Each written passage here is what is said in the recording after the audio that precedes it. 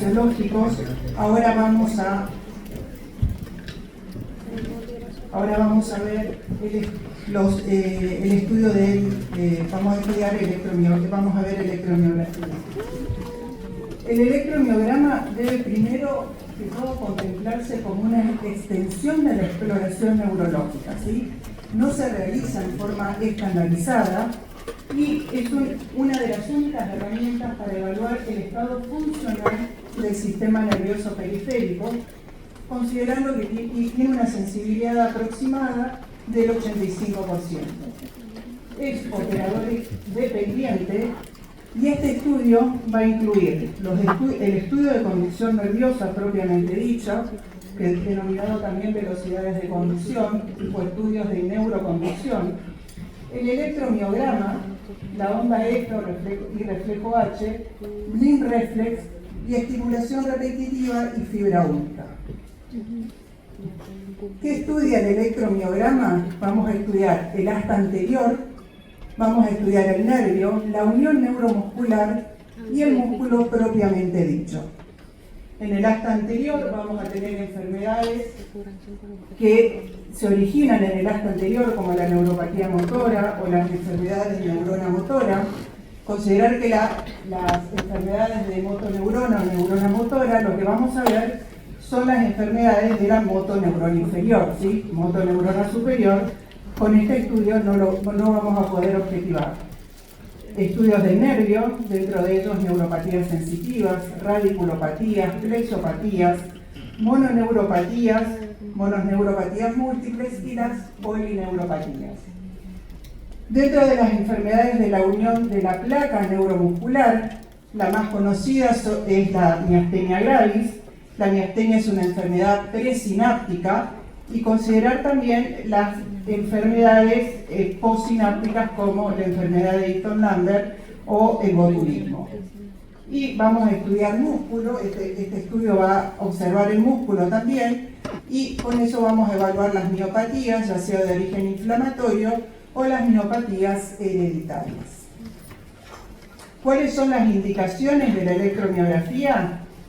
Como dijimos recién, diferenciar entre debilidad de origen central y periférico, debilidad de origen neurogénico o miogénico, diferenciar entre una radiculopatía y una plexopatía, determinar el grado de afectación en las mononeuropatías, diferenciar entre mononeuropatías de origen múltiple y polineuropatías, y afectación, el grado de afectación de los diferentes tipos de fibras, diferenciar entre neuropatías desmielinizantes y axonales, la evaluación pronóstica, la caracterización de los trastornos de la unión de la placa neuromuscular y diferenciar entre calambres y contracturas. Los calambres van a tener una actividad eléctrica que yo voy a poder registrar con una aguja y las contracturas no. Entonces, el estudio de la electromiografía tiene dos partes. La primera parte, como dijimos, el estudio de neuroconducción y la segunda parte, la electromiografía propiamente dicha. En los estudios de neuroconducción, recuerden que tenemos nervios sensitivos, nerviomotores y nervios mixtos o sensitivomotores. La segunda parte de la electromiografía es la electromiografía propiamente dicha. En los estudios de neuroconducción, la afectación de los nervios sensitivos me va a permitir diferenciar entre, por ejemplo, neuropatías axonales o desmielinizantes. El compromiso de los nervios motores, exactamente lo mismo, neuropatías axonales y desmielinizantes. Y el estudio de la electromiografía va a tener tres partes. La primera parte es la inserción de una aguja concéntrica en un músculo. Cuando se hincha el músculo, lo que vamos a estudiar es la actividad en reposo de esa fibra muscular. Lo normal sería que tenga silencio bioeléctrico, pero puedo encontrar fenómenos de denervación, que vamos a ver dentro de un ratito, pero son ondas agudas positivas, potenciales de fibrilación, fasciculaciones y y fenómenos tipo miotónicos. En el esfuerzo mínimo, lo que hago es, donde está inserta la aguja, hago contraer levemente el músculo. Por ejemplo, si estoy estudiando el nervio ciático popliteo externo, el músculo, y quiero evaluar el tibial anterior, hago que el paciente contraiga levemente el músculo y así voy a evaluar la actividad al esfuerzo mínimo. Ahí vamos a encontrar lo que se denomina los PUMs o potenciales de unidad motora. Y al esfuerzo máximo lo que voy a evaluar es el reclutamiento de las fibras musculares del músculo que estoy evaluando. Entonces, una vez finalizado o realizado el electromiograma lo que me va a dar es el diagnóstico topográfico. Es decir, una vez finalizado el estudio, yo voy a poder distinguir si la localización de la lesión está a nivel del nervio, del músculo o de la placa neuromuscular. Como dijimos, el estudio electromiográfico es un estudio para registrar las patologías de origen neuromuscular. ¿Excepciones? Sí. Cuando por ejemplo, tengo enfermedades de origen central, Parkinson, por ejemplo, y lo que pido es que lo que se solicita en el estudio es un registro de temblor. Ese registro de temblor consiste en colocar una aguja en los músculos agonistas, otra aguja en los músculos antagonistas y se evalúa las características del temblor que tiene el paciente. Registro de temblor para Parkinson, temblor esencial, etc.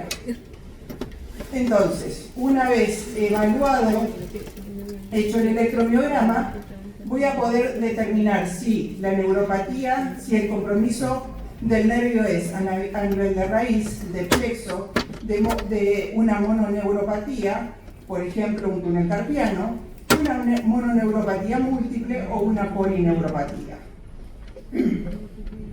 Si el origen es miopático, si hay compromiso axonal, distal o compromiso generalizado.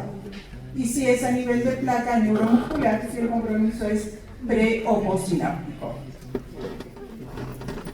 En los estudios, la primera parte que dijimos que es el estudio de neuroconducción, lo que voy a estudiar son nervios motores y o nervios sensitivos.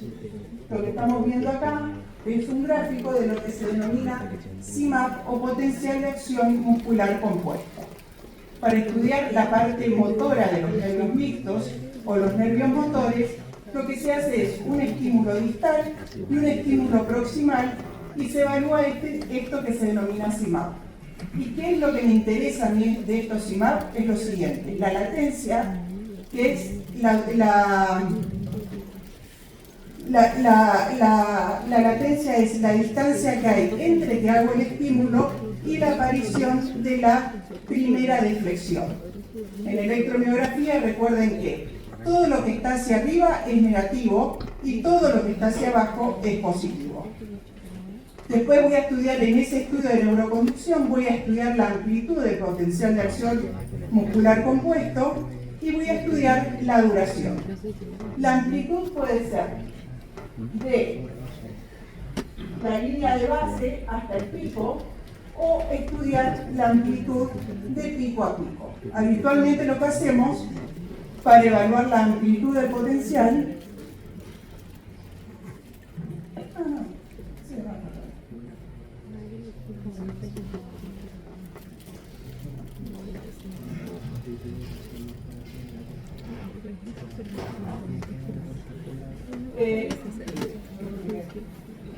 generalmente lo que hacemos es estudiar la amplitud del potencial desde la base hasta el pico. Es la amplitud base-pico.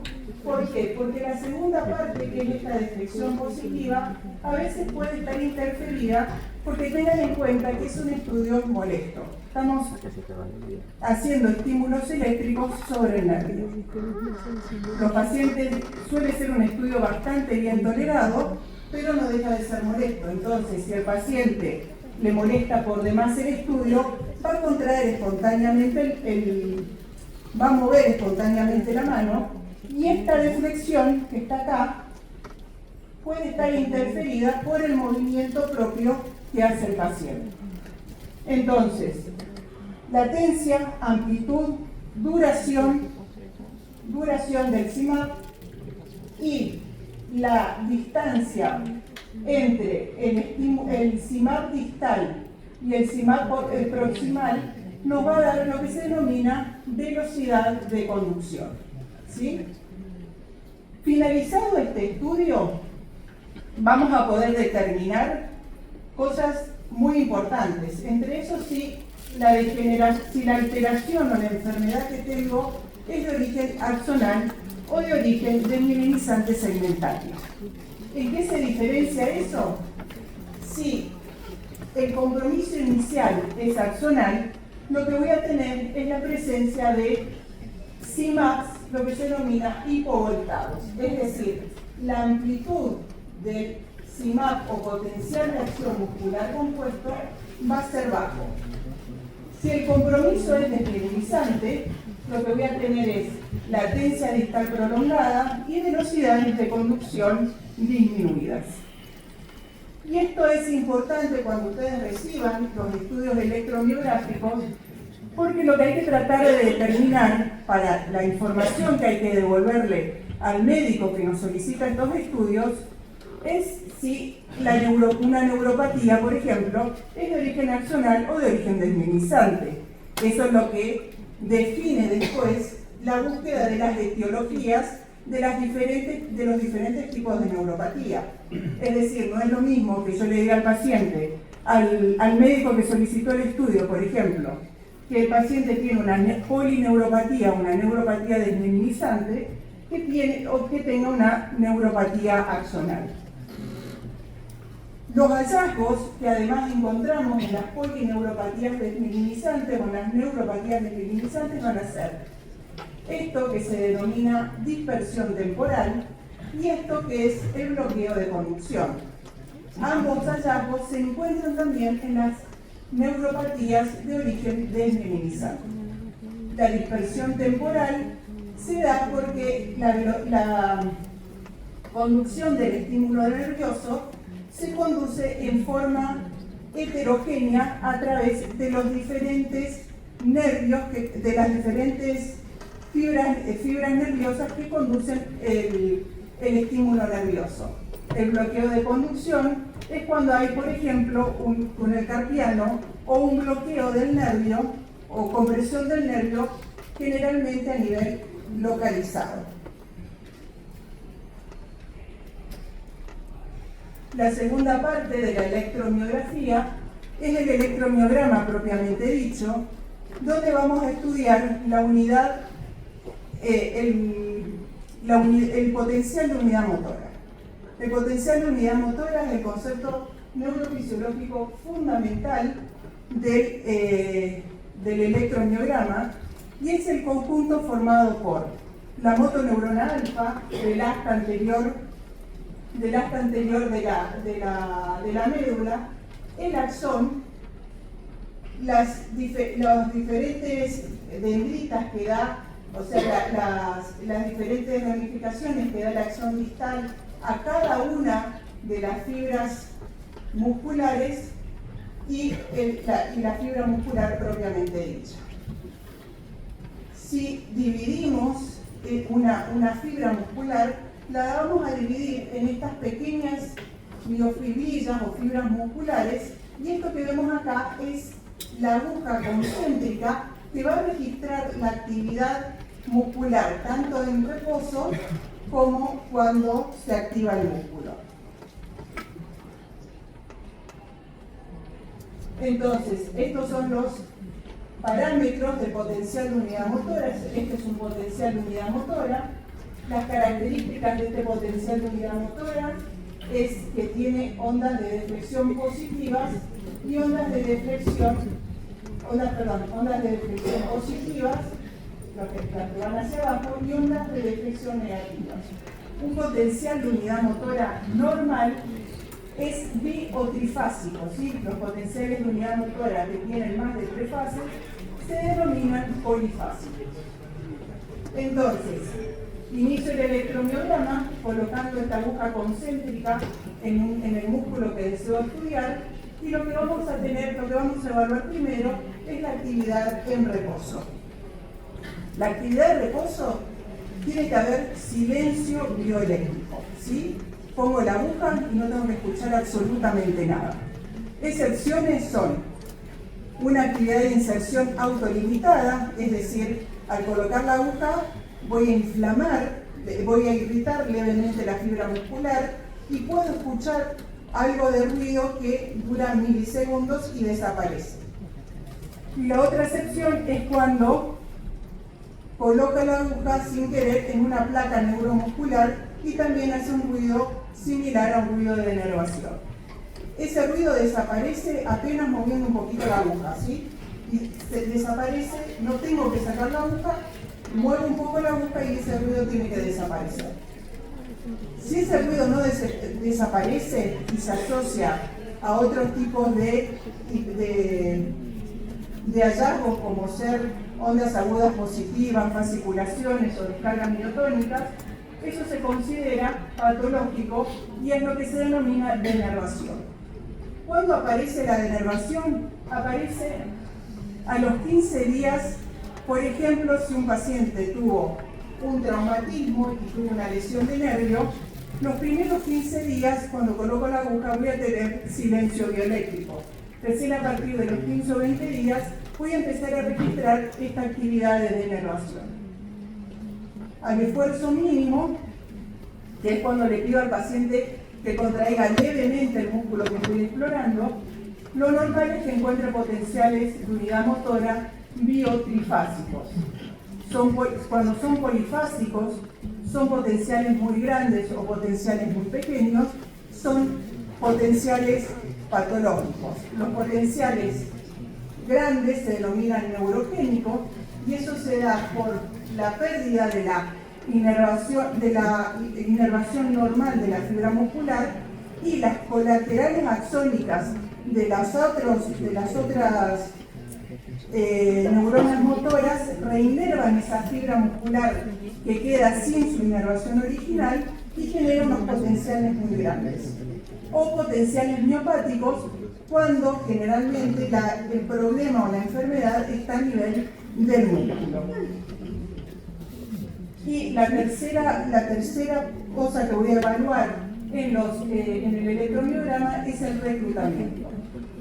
Cuando el reclutamiento es total o es normal, se denomina patrón interferencial, y cuando hay una disminución de ese reclutamiento, vamos a considerar que el reclutamiento, de acuerdo a la cantidad de fibras musculares reclutadas, ese reclutamiento puede ser intermedio rico, pobre o unidades motoras aisladas.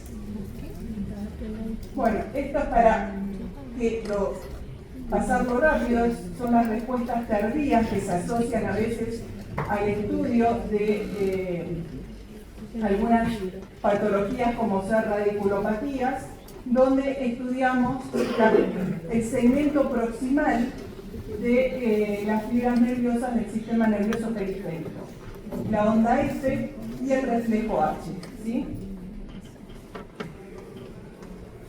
La tercera, el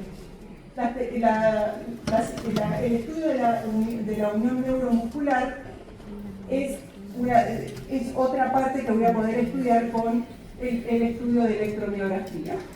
Si estoy sospechando enfermedades postsinápticas, como por ejemplo una miastenia gravis, voy a pedir un estudio de estimulación repetitiva lenta, donde se larga un test de entre 9 a 10 estímulos de muy baja frecuencia, 2 o 3 Hz, y lo que voy a registrar es esto que vemos acá. Cómo hay un decremento de la amplitud de los potenciales de unidad motora a medida que se van largando los estímulos. Este decremento se produce por la incapacidad que tiene el receptor de la el receptor de la acetilcolina, de recaptar la acetilcolina que se libera cuando realizo alguna actividad muscular en forma sostenida y repetitiva. En los estímulos, en la estimulación repetitiva rápida, este estudio ya casi no se realiza, es un estudio extremadamente molesto, donde se largan estímulos de altas frecuencias a 50 Hz. La verdad que es muy difícil que el paciente lo pueda tolerar, y lo que se hace en cambio es esto que se denomina patrón incremental, donde, serie facilitación, donde hago un estímulo en reposo, le hago hacer una fuerza sostenida al paciente durante unos minutos y le hago un nuevo estímulo, y como pueden ver acá, el potencial de acción aumenta y tiene que aumentar más de un 100% para que yo lo considere positivo. Entonces, lo que vamos a tener en cuenta cuando vamos a solicitar este tipo de estudios, cuando quiero estudiar, sospecho una enfermedad de motoneurona, sospecho alguna enfermedad de nervio, de placa o de músculo. ¿Qué voy a pedir? ¿Cómo voy a hacer el pedido del estudio? Voy a pedir electromiograma con velocidad de conducción de 4 miembros. Si estoy sospechando una enfermedad de motoneurona, la más frecuente, esclerosis lateral amiotrófica o ELA, para el diagnóstico definitivo de ELA voy a necesitar al menos el compromiso de 3 segmentos. Entonces es importante que consideren, además del electromiograma de 4 miembros, solicitar piso de boca, donde vamos a estudiar los músculos de piso de boca y lengua. Sí o sí es mandatorio solicitar los estudios de conducción sensitiva, ¿sí? Enfermedad de motoneurona, voy a encontrar denervación en más de 3 segmentos, puedo encontrar potenciales hipovoltados, los IMAPs hipovoltados por falta de efector, y los estudios de conducción sensitiva suelen ser normales. Cuando estoy sospechando alguna enfermedad de nervio, voy a solicitar lo mismo, un electromiograma de 4 miembros. Cuando sospecho enfermedad polineuropatía o mononeuropatía múltiple.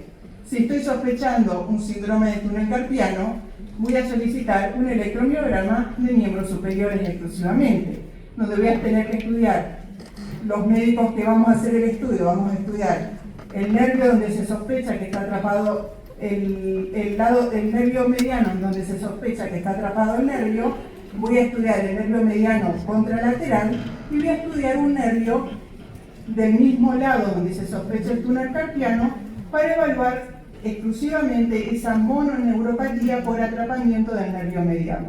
Y el cubital se va a mantener, por ejemplo, interno. Si estoy sospechando una enfermedad de placa, voy a solicitar una estimulación repetitiva, y si estoy sospechando enfermedades de músculo, además de solicitar estimulación repetitiva por ejemplo, la consulta es debilidad, entonces quiero diferenciar entre una miastenia y una enfermedad muscular, puedo solicitar también electromiograma de 4 miembros y una estimulación repetitiva. De interpretación según los hallazgos, si es una enfermedad lateral amiotrófica, una esclerosis lateral amiotrófica, las velocidades de conducción sensitiva van a dar normales y voy a tener denervación en el electromiograma en diferentes regiones. Si estoy sospechando una polineuropatía, vamos a tener compromiso sensitivo motor en los estudios de neuroconducción. Recuerden que las polineuropatías son patologías longitud dependientes, se denominan, es decir, que la afectación va a comenzar primero en las fibras más largas, es decir, a nivel de miembros inferiores, y después puede ir ascendiendo. Y en el electromiograma voy a poder evaluar si el compromiso es axonal y si es agudo o crónico. En las mononeuropatías múltiples, los estudios de neuroconducción van a dar compromiso sensitivo y o motor de acuerdo a los nervios afectados. A diferencia de las polineuropatías, el compromiso es asimétrico. Y en los estudios y en el electromiograma voy a tener diferentes tipos de evolución voy a poder evaluar los diferentes tiempos de evolución de cada nervio. En las miopatías, las velocidades de conducción son normales y el electromiograma puede ser normal o tener estos potenciales que mencionábamos más adelante, hace un rato, que son potenciales de unidad motora muy bajitos y se denominan potenciales de características neuropáticas. Y además, en el electromiograma voy a poder evaluar si hay denervación aguda y eso hacer un diagnóstico sobre una miopatía de origen adquirido o una distrofia muscular. Bueno, y es así más o menos como aparecen en las tablas los nuevos equipos de electromiografía. Lo que hacen es configurarnos en tabla los estudios, todos los nervios que decidimos evaluar. La tabla de arriba lo que va a mostrar son los nervios motores. Primero lo que muestra son las latencias, en el medio están las amplitudes del nervio y en la columna hacia la izquierda van a tener las velocidades de conducción. Lo mismo los nervios sensitivos y por último, la tabla de abajo, los músculos evaluados y las características que encontramos en cada uno de esos músculos evaluados. Es decir, si en la actividad en reposo encontramos actividad involuntaria, es decir, signos de denervación, ondas agudas positivas, potenciales de fibrilación, fasciculaciones, como cuando hicimos que el paciente haga un mínimo esfuerzo, cómo fueron los potenciales, esos potenciales eran potenciales biotrifásicos o eran potenciales monofásicos, si eran potenciales neurogénicos o eran potenciales miopáticos, y por último el reclutamiento, si fue patrón interferencial, si el reclutamiento estuvo disminuido, o bien si el reclutamiento fue unidades motoras aisladas. Y bueno, creo que nada más.